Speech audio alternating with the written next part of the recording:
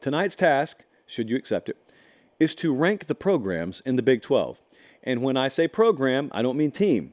I mean, let's look at a rolling 3-year snapshot and let's value on-field results and talent acquisition and stability and resource pool, which is how I define a program, and rank them.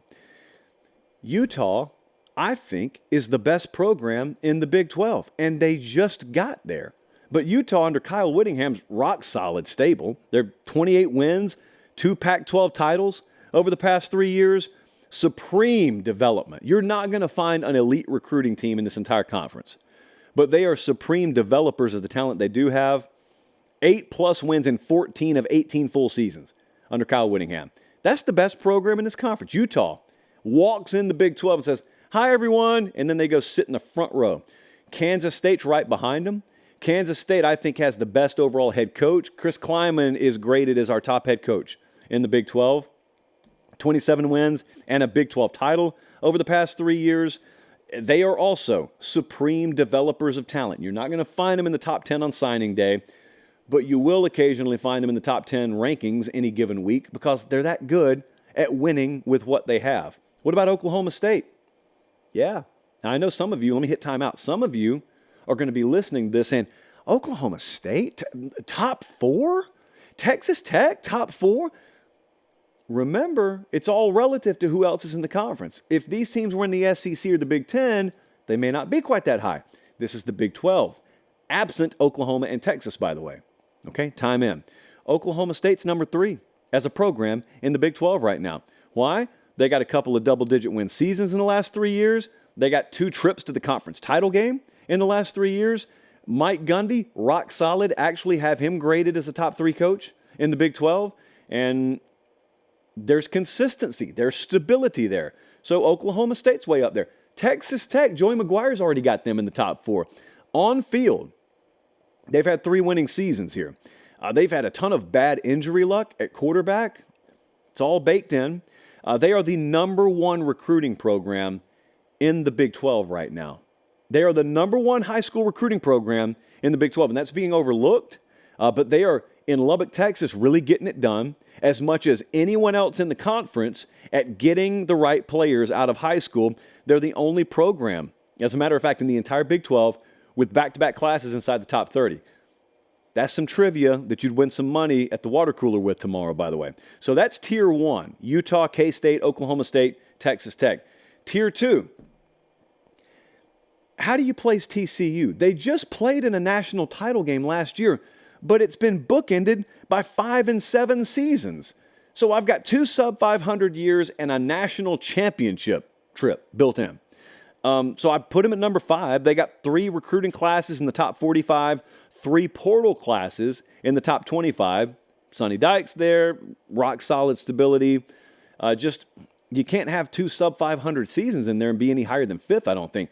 Kansas, imagine saying this 3 years ago. Kansas, the number 6 program in the Big 12. They went from 2-10 to 6-7 to 9-4. You see the definite upward trend everywhere here. Recruiting has gone from 117th to 73rd to 44. Lance Leipold, again, rock solid stability here. They have an outside shot at being a playoff contender this upcoming year. Just rest on that. I don't need feedback right now. Just marinate on that. Kansas, postseason potential, football. And they're not even playing their games in Lawrence this year either. What a shame. Next up, there they are, Gus Malzahn, Central Florida. UCF was the best of the G5 jumpers last year. Last year was their first time in the Big 12. They came in with like Brigham Young. They came in with Cincinnati. They were the best of that group.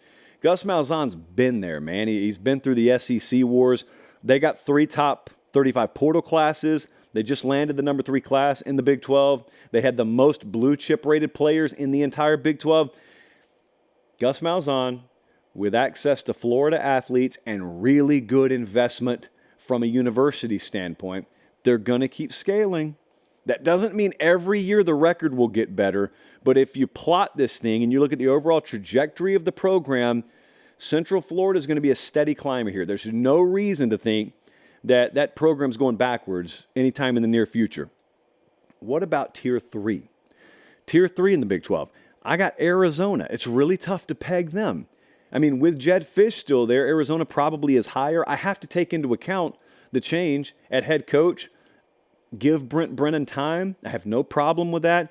But they went from 1-11 to 5-7 to 10-3 last year. You talk about trending in the right direction.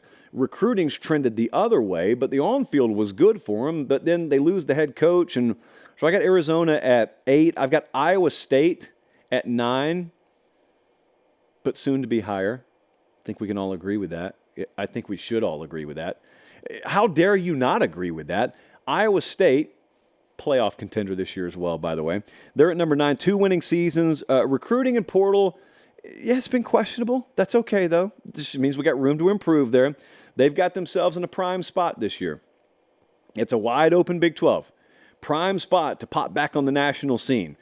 Some would say they never left it. They've been on the national scene in my heart ever since, well, we started this show. But Iowa State at number 9, Colorado at 10. Where would you put Colorado? We had a fight about this today. Where would you put Colorado? So on one hand, we value on-field results, and they're well below 500, have been for a while.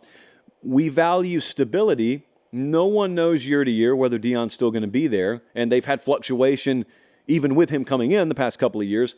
But they're the best talent acquirer in the Big 12 when you combine recruiting and portal. And there's been a ton of energy pumped into the program. So I don't know. It's very volatile. You could put him at 7. You could put him at 12. I don't know. I have no clue where to put Colorado. So I put it at number 10. West Virginia, we put at number 11. 9-4 last year after 2 losing seasons. They are a classic team versus program argument. So last year's team gives you hope, but you got to take into account the last 3 years. This year will tell the tale, I think, ultimately, on Neil Brown and the overall direction of the program. Talent's been okay. Talent acquisition okay by Big 12 standards, mediocre by national standards. And then the bottom tier here, we got Houston at 12, just picked up Willie Fritz at head coach. Good resources there, coming off a 4-8 year. I put Arizona State at 13. I feel Kenny Dillingham's perfect energy guy for that program. 3-9 the last 2 years, though. They do have 2 top 25 portal classes in a row. So let's keep an eye on them. I got Baylor at 14. The hire of Jake Spavital at offensive coordinator has to work out, or that staff will be gone. And I'm a huge Dave Aranda guy. I haven't sold an ounce of my Dave Aranda stock. Let me be clear about that. But still, as a program, they're way down the list. And then Brigham Young at 15, Cincinnati at 16. Both struggled year one in the Big 12. Mediocre talent acquisition, whatever. So there you go, your Big 12 power rankings, 1 through 16. Because why in the world would we have any conference these days in college football that has a number in its title that has an actual amount of teams that correlates with the number in the title? The Big 10 has 18 now, right, Jesse? The Big 12 has 16. There you go, college football, 2024. Pac-12 has 2. For the record. It's easier there. Just take out the 1, and you are the Pac-2 at this point.